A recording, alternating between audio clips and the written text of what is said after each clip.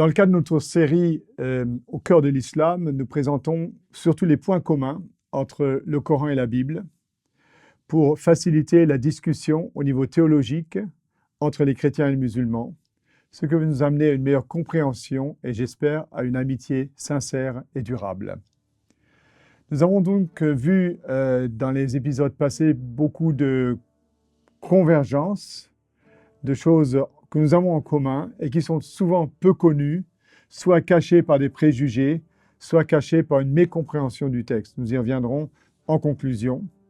Et j'aimerais maintenant présenter deux sujets fondamentaux du Coran, l'un qui est très connu, l'autre qui est peu connu. Le premier s'appelle le jugement. Les musulmans croient en l'avenir, croient que quelque chose va se passer. Un des piliers de l'islam, c'est la croyance dans les jours derniers. Nous croyons en ce qui va arriver, al-akhir en arabe, donc ce qui vient après. J'appelle ici le jugement. Effectivement, le thème de la fin des temps, le thème du jugement, est un thème fondamental autant dans l'islam que dans le christianisme. Puisque lorsque vous lisez la Bible, vous voyez que Jean-Baptiste, par exemple, prêchait le royaume de Dieu. Jésus-Christ, lui aussi. Paul parlait du jugement. Voici une petite liste des mots que le Coran emploie pour parler de la fin des temps. La fin, l'heure, le jour de la victoire, le jour du rassemblement, le jour de la plénitude des temps, le jour de la résurrection, le jour du jugement, etc., etc. Donc une longue liste. La fin des temps est quelque chose qui va venir, on ne sait pas quand, mais cette fois-ci, je me permets de faire un petit saut hors du Coran pour parler des traditions. Car dans les traditions de l'islam, nous trouvons toute une ligne de signes, des signes de la fin des temps. Des signes que le jour des comptes, que le jour du retour de Jésus est bientôt. En effet, les musulmans croient que dans le scénario de la fin des temps, il y a entre autres Jésus qui va revenir, comme nous l'avons dit, selon les traditions, pour se marier, pour tuer les cochons, pour casser les idoles, pour amener le monde entier à devenir musulman. Il va se marier, avoir des enfants. Ensuite, il va mourir et il va ressusciter. Ce n'est pas ce que la Bible dit, mais en tout cas, il y a l'idée dans le Coran que Jésus est un signe de la fin des temps.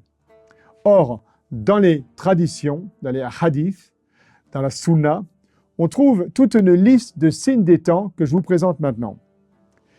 Des fausses religions, des guerres et des bruits de guerre, de grands tremblements de terre, famine, épidémie, persécution, intolérance, dégradation de l'environnement, matérialisme et athéisme, tension sociale, esprit de rébellion et égocentrisme, et finalement, la connaissance augmentera. Ceux qui connaissent la Bible savent que nous trouvons exactement la même liste dans la bouche de Jésus, Matthieu 24 par exemple, et dans d'autres textes. Il est fascinant de voir que la liste des signes de la fin des temps dans la Bible et dans les traditions islamiques sont exactement les mêmes. Ce qui pourrait nous amener à la conclusion que le Coran effectivement a un message chrétien copié sur la Bible, mais ce n'est pas ce que nous voulons faire ici, ce n'est pas du tout ce que nous voulons faire, simplement comparer les textes et remarquer qu'il y a énormément de choses en commun. De même, le Coran parle de l'Antichrist, le Masih ad-Dajjal, la Bible en parle aussi.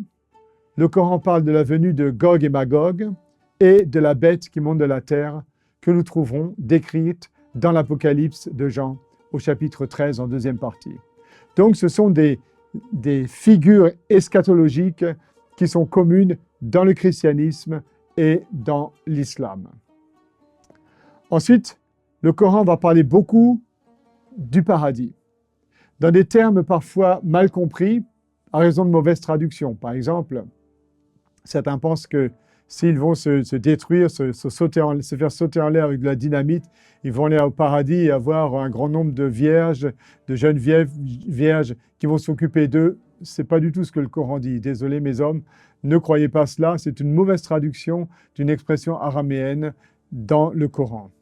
En tout cas, le Coran parle du jardin d'Éden, du jardin éternel, du jardin de l'abondance, du jardin des délices, du paradis, la patrie, le havre de paix, la demeure dans l'au-delà, la réunion des justes, et le lieu de sécurité. De très beaux mots. Donc, les musulmans, comme certains chrétiens, en tout cas ceux qui suivent la Bible de près, savent que très bientôt, quelque chose va se passer. Ils étudient les signes des temps, ils étudient les événements pour voir s'il y a quelques indices nous montreront que Jésus va bientôt revenir. Bien sûr, personne ne connaît ni le jour ni l'heure, ni dans l'une des religions, ni dans l'autre. Mais je pense qu'en tout cas, cette croyance commune nous amène à plusieurs choses. D'abord, à nous préparer ensemble à ce jour magnifique où Dieu va recréer le monde tel qu'il était au début, c'est-à-dire sans mal, sans maladie, sans injustice, sans mort.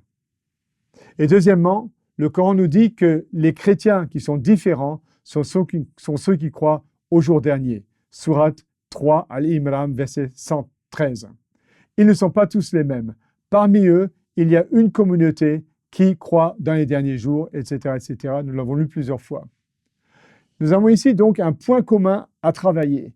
Quelque chose qui fait que d'être au cœur de l'islam, ce n'est pas seulement se rendre au cœur d'une religion appelée l'islam, ce cœur étant le Coran, mais que le cœur de l'islam, c'est le cœur de tous les musulmans qui s'attendent à des jours meilleurs, qui s'attendent à ce que Jésus revienne, qui espèrent aller au paradis, qui prient Dieu, montre-nous le chemin pour aller au paradis. Ihdinas siratal mustaqim, conduis-nous sur le droit chemin.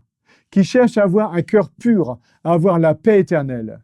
Et alors que les chrétiens font la même démarche, que nous puissions faire quelque chose cœur à cœur, prendre à cœur de nous aider les uns les autres, de nous encourager dans un monde qui est athée, qui renie Dieu, qui pense que tout va aller vers le meilleur des mondes, vers l'âge d'or, alors que le Coran et la Bible, tous les deux disent que le but de l'humanité, ce n'est pas l'âge d'or, mais c'est que Dieu va recréer quelque chose. Donc là, je crois qu'il y a un message très important à se communiquer, à étudier, et on peut apprendre l'un de l'autre énormément de choses. Pour terminer, j'aimerais présenter un tout petit pont qui est très important pour moi en tant qu'adventiste du 7e jour qui observe le sabbat biblique au jour du samedi. En effet, le Coran parle aussi du sabbat. Et il le parle dans les termes suivants. Tout d'abord, nous allons lire un texte qui nous rappelle beaucoup ce que la Bible nous dit dans la Genèse au chapitre 2, dans les versets 1 à 3. Et aussi dans le 4e commandement. Vous allez voir pourquoi. Ici, dans Al-Araf, il est dit au verset 54, « Votre Seigneur est Allah, celui qui créa les cieux et la terre en 6 jours, puis s'affermit sur son trône. » Le Coran affirme que Dieu est le Créateur. Le monde n'est pas apparu de rien du tout. Ce n'est pas l'évolution, c'est la création. Le centre du Coran, mais aussi la nature de notre Dieu qui ne fait rien au hasard et qui nous a voulu tels que nous sommes, qui veut passer l'éternité avec nous, et c'est pour ça qu'il nous a créés. Regardez ce texte. Votre Seigneur est Allah, celui qui créa les cieux et la terre. Ici, nous avons une allusion au 4e commandement dans Exode, au chapitre 20, au verset 8, où il est dit « Car en 6 jours, Dieu créa les cieux et la terre. » Donc nous avons ici, mot à mot, une allusion au 4e commandement. Et comme je l'ai dit, au début de la Genèse, juste après le récit de la création, dans Genèse, au chapitre 2, versets 1 à 3, où il est dit que Dieu va se reposer, etc. Or, nous avons ici le Dieu créateur, la création des cieux et de la terre, et ceci en 6 jours. Donc, un concept tout à fait biblique. Et là, le texte ne va pas dire comme dans la Bible que Dieu a béni ce jour, qu'il l'a sanctifié, qu'il se reposait ce jour-là, mais que Dieu a affermi ou s'est affermi sur son trône. Les deux traductions sont possibles. Il a affermi son trône ou il s'est affermi sur son trône. Et qu'est-ce que ça veut dire? Eh bien, tout d'abord, il y a l'idée du trône, que Dieu est le roi, que Dieu donc est, oui, le maître de l'univers, Rabb al-Alamin, comme on dit en arabe, mais aussi qu'il se met sur son trône, soit pour nous accorder une audience, en général ce que le roi fait lorsqu'il s'assied sur son trône, ou alors affermir son trône, parachever son œuvre, à une réponse à ce que Satan, Lucifer, Iblis, Shaitan, appelez-le comme vous voulez, a dit en attaquant la justice de Dieu. Et aussi sa volonté de créer toutes choses bonnes, comme nous trouvons cette critique dans le Coran. Or, Dieu a affermi son trône, Dieu a réussi la première étape dans cette guerre cosmique en créant tout parfait en 6 jours. Et donc, il s'assoit sur son trône peut-être pour contempler son œuvre, je ne sais pas. En tout cas, c'est ce que le Coran dit. En d'autres termes, après les 6 jours, au début du 7e jour, Dieu est sur son trône. Un autre point, c'est que dans la langue arabe, comme dans beaucoup de langues, en portugais, en grec, en vietnamien, en turc, en persan, en tadjik, en ourdou, les jours de la semaine se nomment ainsi. Dimanche, premier jour de la semaine. En arabe, Yom al-Ahadi. Deuxième jour, lundi, etc. Nous arrivons à jeudi, le 5e jour. Et après, qu'est-ce qui se passe? Eh bien, après, nous avons le vendredi. Alors, première conclusion, c'est que si dimanche est le premier jour, comme c'était le cas dans tous les calendriers, il n'y a pas tellement longtemps que ça a été changé. Je crois que ça a été changé, en tout cas en Allemagne, en Australie, en 1976, donc en 1976, que tous les anciens calendriers, les anciens dictionnaires disaient samedi, 7e jour. Maintenant, nous avons les calendriers dimanche, 7e jour. En tout cas, dans toutes les langues que j'ai citées et aussi en arabe, le dimanche est le premier jour, donc le samedi est le 7e jour de la semaine. Le jour, on pourrait dire, où Dieu s'est affermi sur son trône. Et c'est là qu'on voit que le vendredi s'appelle Jumu'ah. Jumu'ah, en arabe, souvent on pense que c'est le rassemblement. C'est d'ailleurs comme cela que s'appelle le Saint-Titre, la sourate, donc le chapitre 62 du Coran, à Jumu'ah, qu'on traduit souvent le rassemblement. Or, en arabe, Jumu'ah ne veut pas dire rassemblement, mais préparation. Oui, rassembler, mais pas se rassembler, ça serait Tajamma'a, mais rassembler ses affaires. Rassembler ses affaires quand on va partir en voyage. Et c'est pour cela qu'un bon musulman, le vendredi, il va prendre son bain, se tailler la barbe, se couper les ongles, donc se préparer comme s'il se préparait pour une fête, un mariage, un événement très spécial. Et c'est là qu'effectivement, nous lisons dans la sourate Jumu'ah, donc la sourate 62, la chose suivante. Ô vous qui croyez, quand l'appel à la prière vendredi, donc al-Jumu'ah, est proclamé, alors précipitez-vous dans la méditation sur Allah et quittez vos affaires, si vous saviez combien cela est bon pour vous. Quand la prière est terminée, dispersez-vous pour rechercher la bonté d'Allah et concentrez-vous sur lui afin que vous prospérissiez. Quand ils entrevoient quelques commerces ou quelques divertissements, ils s'y ruent, se dispersent et te laissent tout seul. Dis-leur, ce qui est auprès d'Allah est bien meilleur que le divertissement et le commerce, et Allah est le meilleur des pourvoyeurs. Reprenons ce texte. Au verset 9, il est dit, « Vous qui croyez, quand l'appel à la prière du vendredi, donc la prière du jour de rassemblement, est proclamé, alors qu'est-ce que vous allez faire? Précipitez-vous dans la méditation sur Allah et quittez vos affaires. » Donc en gros, on pourrait donner l'impression, voilà, la prière, on entend la prière, on quitte tout et on va prier, n'est-ce pas? Mais la question est la suivante, pourquoi est-ce qu'on doit faire ça le vendredi et pas le jeudi, le dimanche, le lundi, tous les jours? Tous les jours, quand le muezzin appelle à la prière, en principe, les musulmans quittent leurs affaires et vont prier. Pourquoi cette mention du vendredi dans une sourate qui s'appelle le vendredi? On a essayé de trouver des explications à cela. Tout d'abord, Mohammed, selon l'histoire connue, est à Médina, une ville, la Médine, peuplée à environ 80% de juifs. Les juifs observent le sabbat, donc le Shabbat, du vendredi soir au coucher du soleil jusqu'au samedi soir au soleil couchant. Donc, qu'est-ce qui va se passer? Il n'y a pas de frigo à l'époque. Les gens vont tous se précipiter au marché avant le Shabbat pour faire leurs affaires, soit les juifs, soit les non-juifs qui vont faire des achats ou des ventes avec des juifs. Donc, le vendredi aurait été un jour tellement occupé que les gens n'auraient pas eu le temps de prier, ou du moins, ils ne seraient pas pris le temps de prier, parce que faire des achats, c'est sceller son âne, aller en ville, marchander, boire le café, comment ça va, ta fille, tes enfants, ah tiens, elle s'est mariée, discute, et puis visiter la famille. Donc, ce n'est pas simplement aller au supermarché, prendre un truc, payer et s'en aller. Et donc, les gens n'avaient pas le temps de prier.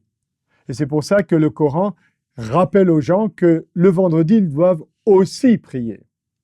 Mais ce n'est pas vraiment ce que le texte le dit, parce que le texte parle d'une préparation. Donc, les gens se préparent, peut-être en allant au marché, mais en se coupant les ongles, en prenant leur bain, en se coupant la barbe, en faisant beaucoup de choses, en nettoyant leur maison, et ils n'ont pas vraiment de temps. Et en plus, le texte dit « précipitez-vous dans la méditation ». Et là, le mot arabe employé « dhikr » est un parallèle qu'on retrouve dans la Bible. Et vous savez où? Dans le 4e commandement.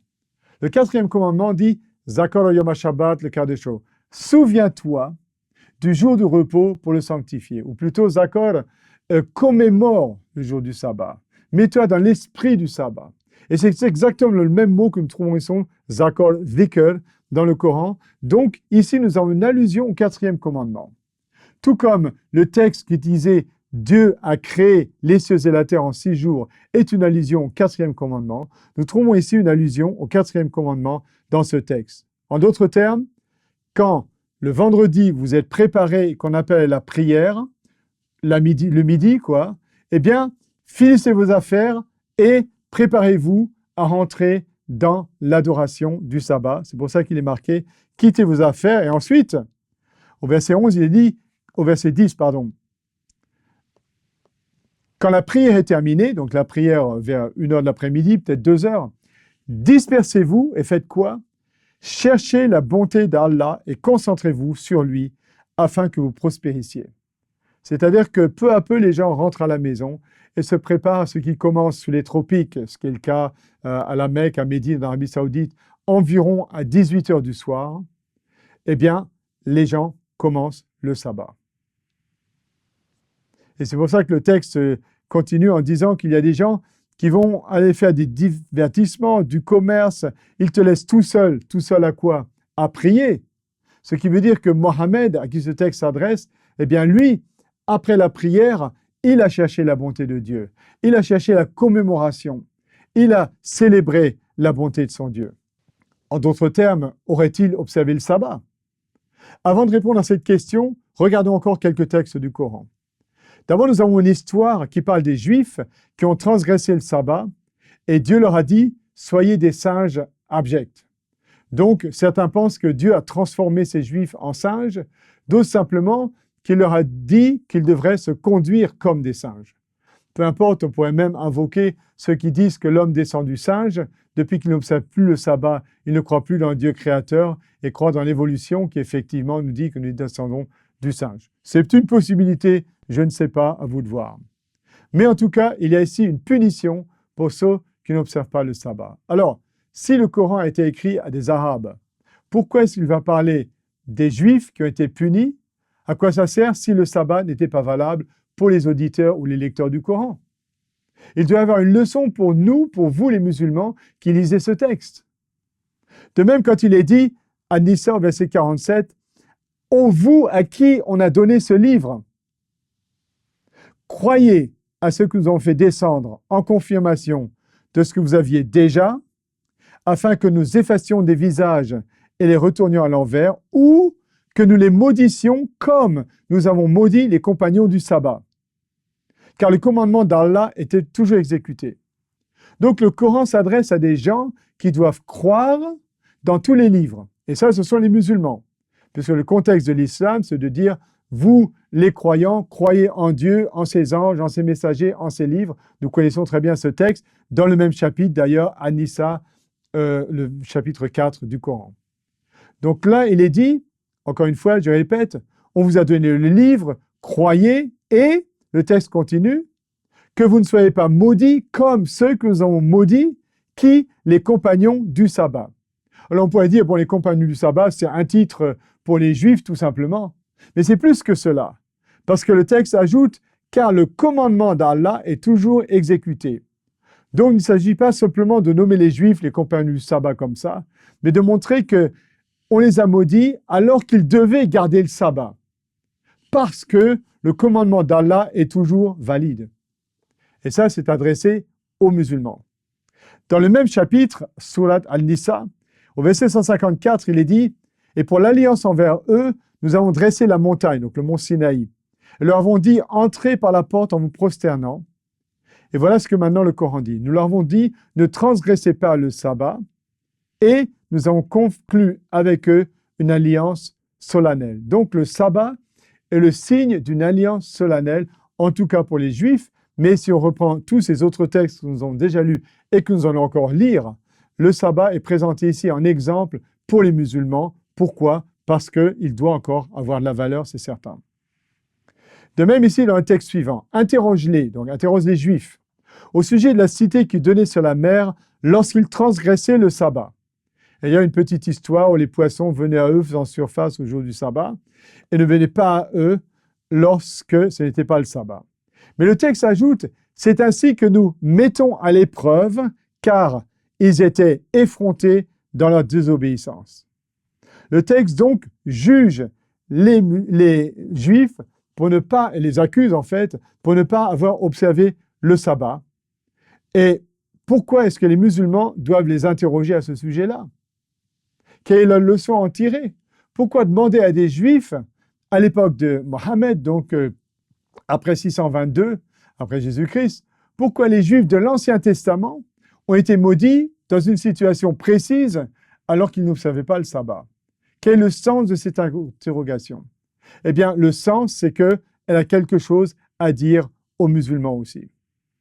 Et c'est pour ça que nous allons lire ce dernier texte qui nous dit, Al-Nahl, donc la sourate numéro 16, au verset 124, il est dit « En vérité, le sabbat a été instauré pour ceux qui étaient différents grâce à lui.